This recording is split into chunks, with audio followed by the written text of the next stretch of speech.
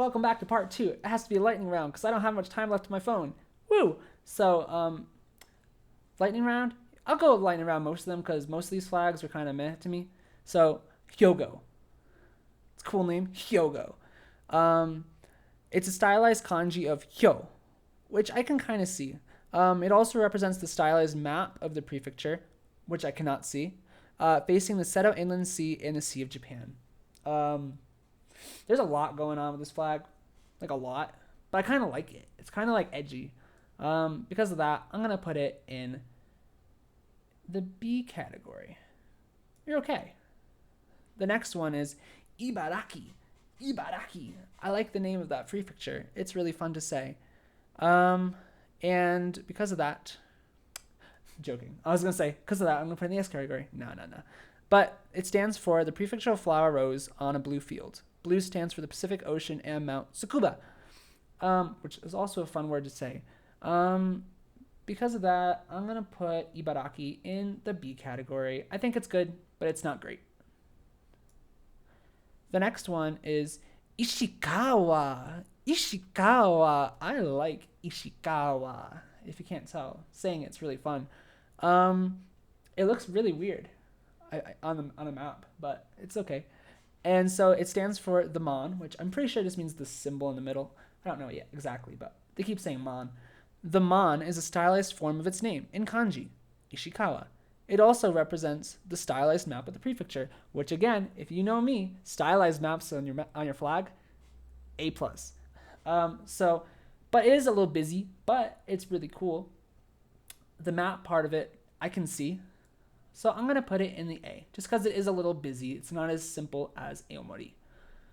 The next flag is Iwate. And okay, yeah, Iwate, I was just struggling to find where I put it on the list, but I found it. Stylized kanji of Iwa, which symbolizes advanced progress. It looks like a snowflake to me. And what's up with that blue? I mean, it's okay. It's an okay blue. It's just a really weird blue.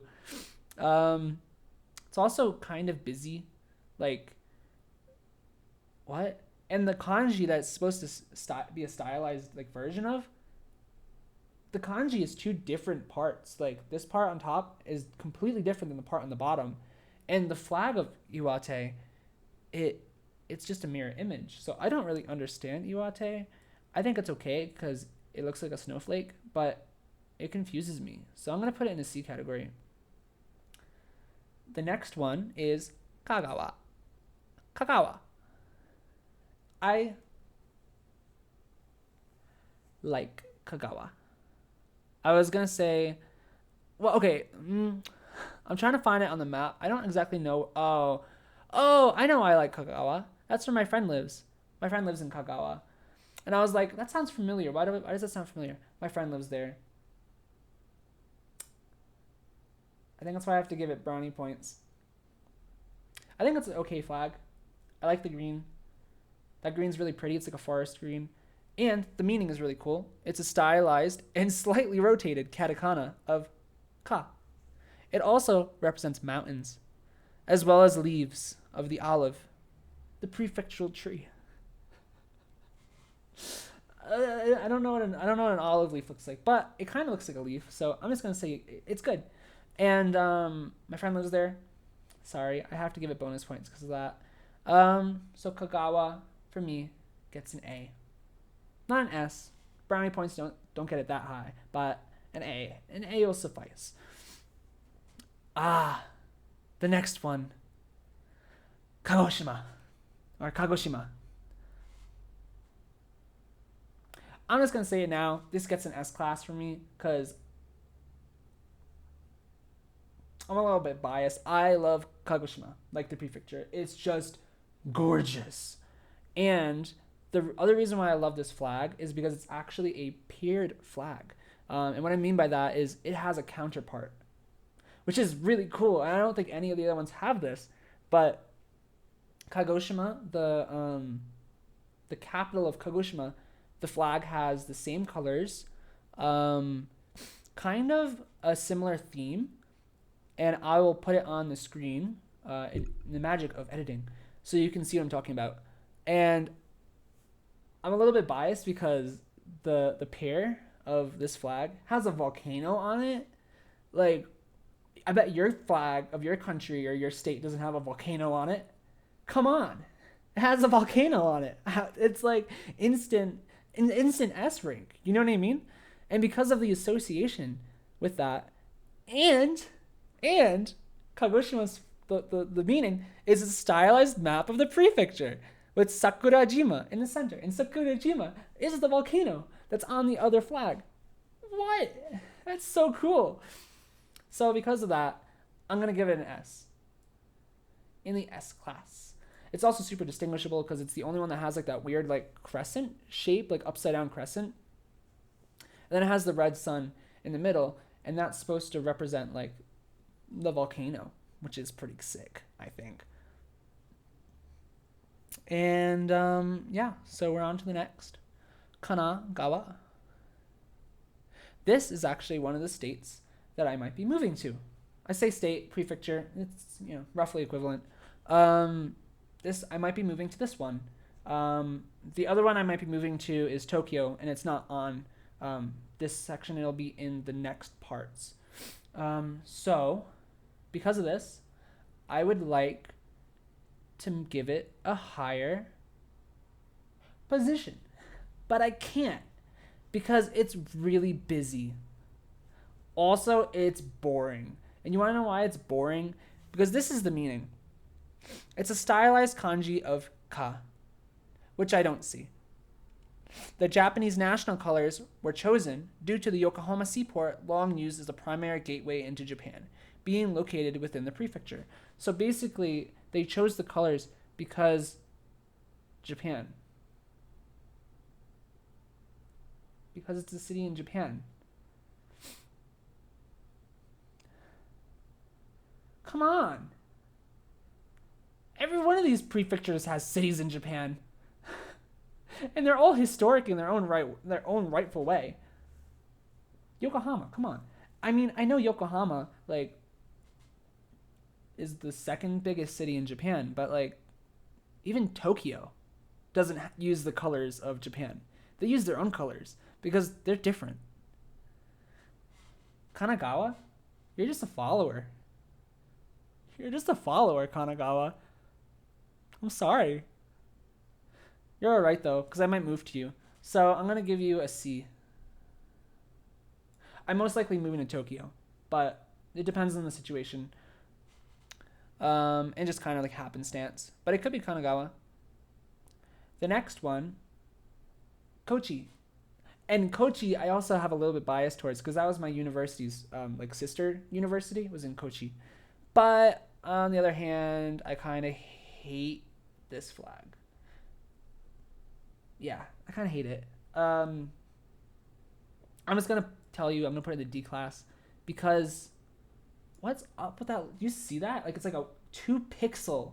It's like a 2-pixel wide point that overlaps the top part of the Pokeball. I'm sorry, it looks like a Pokeball to me. It overlaps the top part of the Pokeball by like about 2 pixels. And that's really distracting. Every time I look at it, I go, man, those pixels are annoying. If I could just like shave those pixels off, I'd be like, yeah, it's okay. No, it's not okay.